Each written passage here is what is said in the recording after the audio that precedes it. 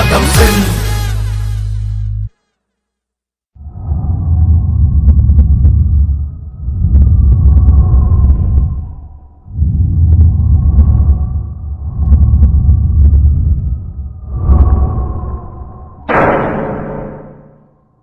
अंदाज़ी जे ज़रिए मौक़ियो हासिल करियो टपाल मेज़बान जे शो जश्न जमालो में वञण जो, जिते अवां खटे सघो था शानदार ऐं कीमती इनाम। शर्तूं ऐं ज़ाब्ता लागू आहिनि।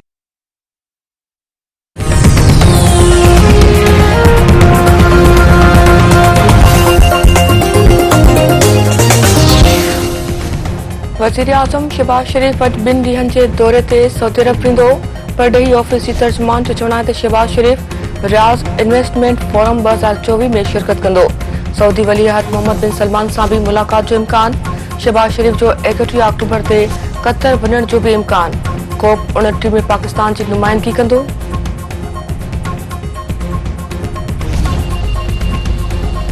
जजनि जी मुक़ररी जे लाइ जुडिशियल कमीशन जी जोड़ जक में अॻु भराई। क़ौमी असेंबली जे स्पीकर अयाज़ सादिक तरफ़ां हुकूमत ऐं मुख़ालिफ़ धिर खां ॿिनि मेंबरनि जा नाला तलब। तहरीक इंसाफ़ जो जुडिशियल कमीशन जो हिसो थियण जो फ़ैसिलो करे छॾियो।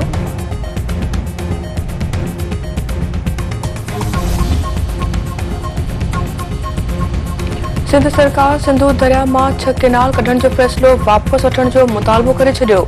वॾे वज़ीर मुराद अली शाह जो चवणु आहे त वफ़ाक़ खे ख़त लिखी मुतालबो कयो आहे त केनाल ठाहिण जो फ़ैसिलो वापसि वरितो वञे। इरसा जे ग़लति फ़ैसिले ख़िलाफ़ CCI सां बि राब्तो कयो। PP सिंध जे मुफ़ादनि ते कॾहिं बि सौदेबाज़ी न कंदी। 6वीं आईनी तरमीम में आख़िर ख़राबी कहिड़ी ॻाल्हि आहे? आईनी अदालतूं क़ाइमु करण जो फ़ैसिलो मीसाक़ जमहूरियत में मौजूदु आहे। बेनज़ीर भुट्टो ऐं नवाज़ शरीफ मीसाक़ जमहूरियत ते सहियूं कयूं। निगरान हुकूमतनि जो को बि फ़ाइदो न थींदो आहे।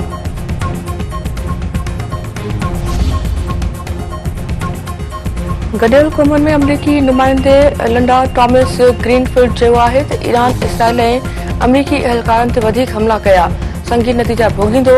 हू पंहिंजे बचाव में को बि क़दम खणण खां पोइ ते न टंदा। अमरीका वधीक छिकताइण नथो चाहे। ईरान ऐं इसराइल विच में सिधी रीत हमला ख़तम थियण घुरिजनि।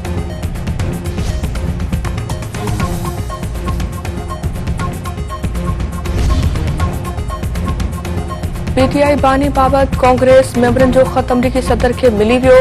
अमरीकी परॾेही खाते जे तर्जुमान ख़त मिलण जी तस्दीक़ करे छॾी। मैथ्यू मिलर चयो आहे त हू मेंबरनि खे मुनासिब वक़्त ते उन जो जवाबु ॾींदा। पाकिस्तान में जमहूरियत खे बरक़रार ॾिसणु चाहिनि था।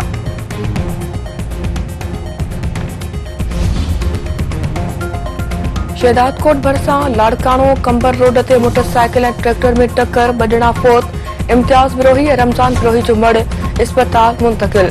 ॿई फौती खुजदार जा रहवासी ॿुधाया पिया वञनि।